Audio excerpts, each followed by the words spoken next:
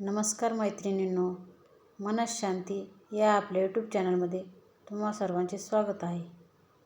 मला खात्री आहे तुम्ही आनंदात असाल, मजेत असाल. चला तर मग आजच्या व्हिडिओला सुरुवात करूया. मैत्रिणींनो, बऱ्याच वेळेस आपल्या आयुष्यात आलेल्या चांगल्या वाईट अनुभवामुळे आपले मन खूप कठोर होते. मन कठोर होते म्हणजे काय, माणूस वाईट बनत नाही, तर तो फक्त स्वतःवर जास्त लक्ष केंद्रित करतो. तेव्हा माणसाला स्वतःपेक्षा जास्त काहीच महत्त्वाचं वाटत नाही, कारण त्यांनी आतापर्यंत दुसऱ्याकडेच लक्ष दिलेले असते, दुसऱ्यांनाच प्राधान्य दिलेलं असतं. आता कुठं तो स्वतःला प्राधान्य द्यायला लागतो. पण माहिती आहे का मैत्रिणींनो, तेव्हाच आपण इतरांना जास्त खटकत असतो.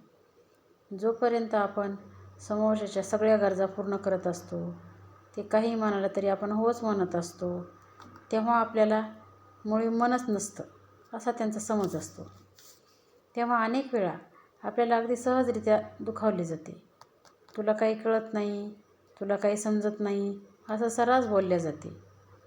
ते ऐकून मनाला कुठेतरी खूप दुःख होते आणि आपणच मनाला समजावतो, ती आपलीच माणसं आहेत, काय एवढं मनावर घ्यायचं.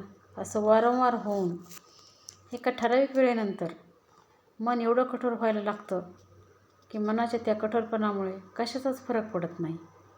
कोणी बोललं तरी काही वाटत नाही, नाही बोललं तरी काही वाटत नाही. कोणावर नाराजही राहत नाही माणूस आणि कोणावर खुशही राहत नाही. आपण आपल्याच दुनियेत मग्न राहतो. तेव्हा आपण एवढे कठोर का झालोत याचा कोणीच विचार करत नाही. उलट आपल्यालाच नाव ठेवले जाते. अशा वेळेस आपण स्वतःला समजून घेतले पाहिजे. कोणाच्या बोलण्याकडं लक्ष न देता स्वतःला जपायला हवं, कारण आतापर्यंत आपण सगळ्याकडे लक्ष दिलं असतं, पण स्वतःकडे मात्र दुर्लक्ष केलेलं असतं. तेव्हा काय भेटलं आपल्याला? कोणी आपला विचार केला नाही. वाटेल तसं बोलत गेले, दुखावत गेले. आपण प्रत्येक वेळेस जाऊ दे म्हणून सोडून दिलं. पण आता नाही, आपणच आपलं होऊन राहायचं. आपण स्वतःला जास्त महत्त्व द्यायचं. जुनं दुःख उगाळीत बसण्यापेक्षा काहीतरी क्रिएटिव्ह करायचं, जेणेकरून परत आपल्याला चांगुलपणाचा कोणी फायदा घेणार नाही याची काळजी घ्यायची.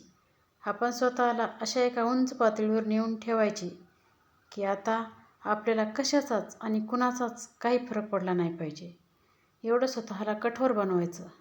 अच्छा तर मैत्रिणींनो, तुम्हाला व्हिडिओ आवडला असेल तर लाईक करा, शेअर करा, सबस्क्राईब करा. धन्यवाद.